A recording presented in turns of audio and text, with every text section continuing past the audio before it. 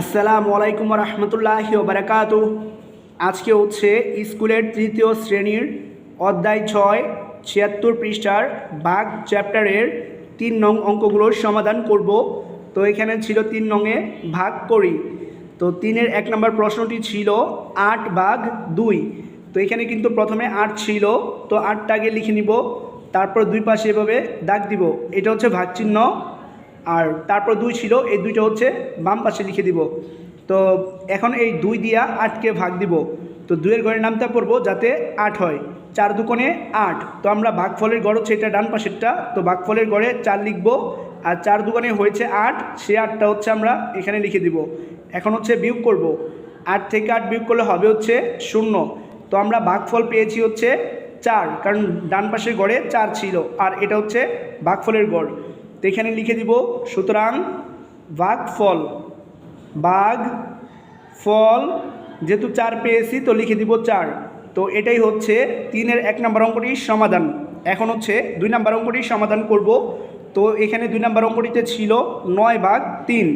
তো প্রথমে 9 ছিল, আগে হচ্ছে 9টা লিখে নিব, পরে দুই পাশে ভাগের চিহ্নটা দিয়ে নিব।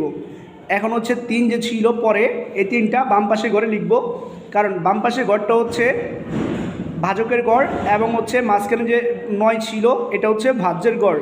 আর ভাগফল লিখতে হয় হচ্ছে ডান পাশে। তো বাম পাশের গড়ে 3 ছিল, 3-এর গড়ে নামতা পড়বো যাতে 9 হয়। 3-একে 3, 3 দুগুণে 6, 3 3-কে 9। তো আমরা 3 3-কে 9 হবে, তো এখানে ভাগফলের গড়ে 3 লিখে দিব, আর 3 3-কে হয় হচ্ছে 9, 9টার নিচে লিখে দিব, তারপর দাগ দিব। এখন হচ্ছে বিয়োগ করব। তো 9 থেকে 9 বিয়োগ করলে হবে হচ্ছে 0। তো ভাগফল পেয়েছি 3, তো আমরা এখানে লিখে দিব, সুতরাং ভাগফল 3 পেয়েছি, তো আমরা এখানে 3 লিখে দিব। তো এটাই হচ্ছে 2 নম্বর অঙ্কটির সমাধান। এখন হচ্ছে 3 নম্বর অঙ্কটির সমাধান করব। তো 3 নম্বর প্রশ্নটি ছিল 12/2। তো প্রথমে 12 ছিল, সেই 12টা লিখে নিব, পরে দুই পাশে ভাগের চিহ্নটা দিয়ে নিব। তারপর হচ্ছে 2 ছিল, এই 2টা বাম পাশে গড়ে লিখব। এখন হচ্ছে 2-এর গড়ে নামতা পড়বো যাতে 12 হয়।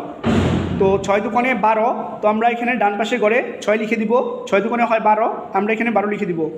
তারপর হচ্ছে এখন বিয়োগ করব। তো 12 থেকে 12 বিয়োগ করলে হয় হচ্ছে 0। ভাগফল পেয়েছি হচ্ছে 6। এখন এখানে লিখে দিব, সুতরাং ভাগফল 6। তো এটাই হচ্ছে 3 নম্বর অঙ্কটির সমাধান। এখন হচ্ছে 4 নম্বর অঙ্কটির সমাধান করব। তো 4 নম্বর প্রশ্নটি ছিল 21/3। তো এখানে 21 ছিল, তো আমরা হচ্ছে আগে 21 লিখে দিব, তারপরে দুই পাশে ভাগের চিহ্নটা দিয়ে নিব। এখন হচ্ছে 3 ছিল, 3টা বাম পাশে লিখব। তো এখানে যেহেতু 3 ছিল, তো 3-এর ঘরে নামতে পড়বো যাতে 21 হয়। 3 7-এ 21, তো আমরা এখানে 7 লিখব, আর 3 7-এ যেহেতু 21 হয় এখানে 21 লিখে দিব, পরে দাগ দিব। এখন হচ্ছে বিয়োগ করব। 21 থেকে 21 বিয়োগ করলে হয় 0। তো ভাগফল পেয়েছি 7, আর এখানে লিখে দিব, সুতরাং ভাগফল 7। তো এটাই হচ্ছে 4 নম্বর অঙ্কটির সমাধান। এখন হচ্ছে 5 নম্বর অঙ্কটির সমাধান করব। তো 5 নম্বর প্রশ্নটি ছিল 45/5। তো প্রথমে 45 ছিল, 45টাকে লিখে নিব, তারপর দুই পাশে ভাগের দাগ দিব, এবং পরে 5 ছিল, 5টা বাম পাশে লিখব। এখন বাম পাশে যেহেতু 5 ছিল, তো 5-এর ঘরে নামতে পড়বো যাতে 45 হয়। তো আমরা জানি 5 নং 45, তো 5 নং 45 হয়, 9টা আমরা এই ডান পাশে লিখব, অর্থাৎ ভাগফলের ঘরে। আর 5 নং যেহেতু 45 হয়, 45টার নিচে লিখব, পরে দাগ দিব। এখন বিয়োগ করব। 45 থেকে 45 বিয়োগ করলে হয় 0। তো ভাগফল পেয়েছি 9, এখানে লিখে দিব, সুতরাং ভাগফল 9। তো এটা হচ্ছে 5 নম্বর অঙ্কটির সমাধান। এখন হচ্ছে 6 নম্বর অঙ্কটির সমাধান করব। তো এখানে ছিল 30/6। তো প্রথমে 30 ছিল, সেই 30টা লিখে নিব, পরে হচ্ছে ভাগের চিহ্নটা দিয়ে দিব। 6 ছিল, 6টা বাম পাশে লিখব। এখন 6 দিয়া 30কে ভাগ দিব। তো 6-এর ঘরে নামতা পড়বো যাতে 30 হয়। 5 6 30। তো এখানে ভাগফলের ঘরে 5 লিখব, আর এখানে লিখব হচ্ছে 30, পরে দাগ দিব। এখন হচ্ছে বিয়োগ করব। তো 30 থেকে 30 বিয়োগ করলে হয় 0। তো ভাগফল পেয়েছি 5, এখানে লিখে দিব, সুতরাং ভাগফল 5। তো এটাই হচ্ছে 6 নম্বর অঙ্কটির সমাধান। এখন হচ্ছে 7 নম্বর অঙ্কটির সমাধান করব। তো 7 নম্বর অঙ্কটিতে ছিল 64/8। তো প্রথমে 64 ছিল, সেই 64টা লিখে নিব, পরে দুই পাশে ভাগের দাগটা দিয়ে দিব। এখন হচ্ছে 8 ছিল, 8টা হচ্ছে বাম পাশে লিখব। তো বাম পাশে যেহেতু 8 ছিল, 8-এর ঘরে নামতা পড়বো যাতে 64 হয়। 8 8 64, তো আমরা হচ্ছে ভাগফলের ঘরে 8 লিখবো আর এখানে লিখবো হচ্ছে 64, পরে দাগ দিয়ে দিব। এখন বিয়োগ করব, তো 64 থেকে 64 বিয়োগ করলে হবে হচ্ছে 0। তো ডান পাশে পেয়েছিলাম 8, এই 8টা হচ্ছে ভাগফল, তো এখানে লিখে দিব ভাগফল 8। তো এটাই হচ্ছে 7 নম্বর অঙ্কটির সমাধান। এখন হচ্ছে 8 নম্বর অঙ্কটির সমাধান করব। তো 8 নম্বর অঙ্কটি ছিল 54/9। তো প্রথমে যেহেতু 54 ছিল, 54টাকে লিখে নিব, পরে দুই পাশে ভাগের চিহ্নটা দিয়ে নিব। তারপর হচ্ছে এখানে 9 ছিল, 9টা বাম পাশে লিখে দিব। এখন বাম পাশের ঘরে যেহেতু 9 ছিল, তো 9 ঘরে নামতে পারবো যাতে 54 হয়। তো 6 নং 54, তো ভাগফলের ঘরে আমরা 6 লিখব, কারণ 6 নং জানি 54, 6 হয়েছে ভাগফল। তো আমরা এখানে 6 লিখেছি ভাগফলের ঘরে, আর 6 নং হয় 54, এই জন্য আমরা এখানে নিচে 54 লিখে দিব।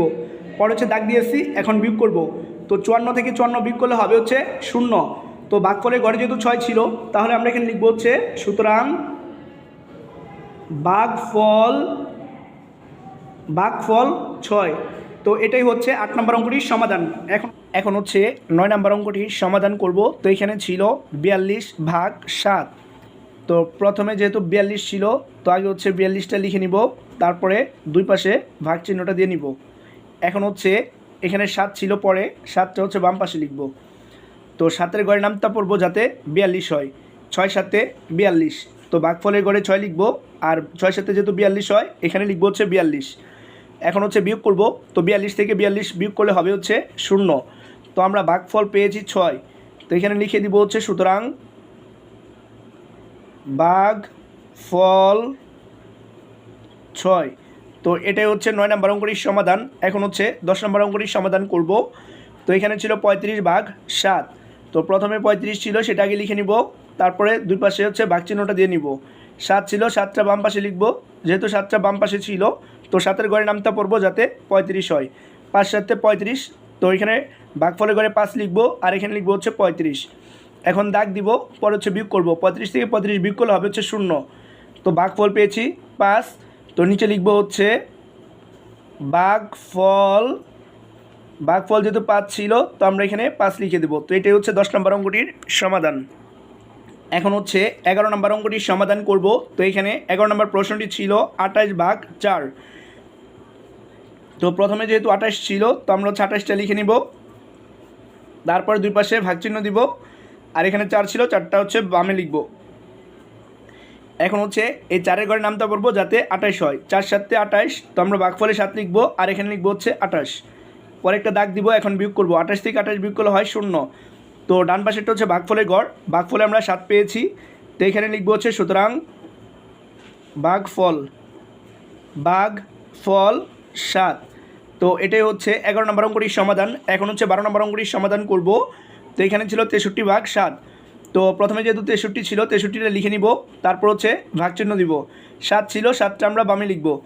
এখন বামে 7 ছিল, তো 7-এর ঘরে নামতে পড়বো যাতে 63 হয়, 7 নং 63। তো ডান পাশের ঘরে আমরা 9 লিখব, কারণ ডান পাশের ঘরটা হচ্ছে ভাগফলের ঘর। তো 7 নং 63 হয়, 63টা নিচে লিখে দিব, পরে দাগ দিব। এখন হচ্ছে বিয়োগ করব, 63 থেকে 63 বিয়োগ করলে হবে 0। তো নিচে লিখে দিব ভাগফল 9। তো এটাই হচ্ছে 12 নম্বর অঙ্কটির সমাধান।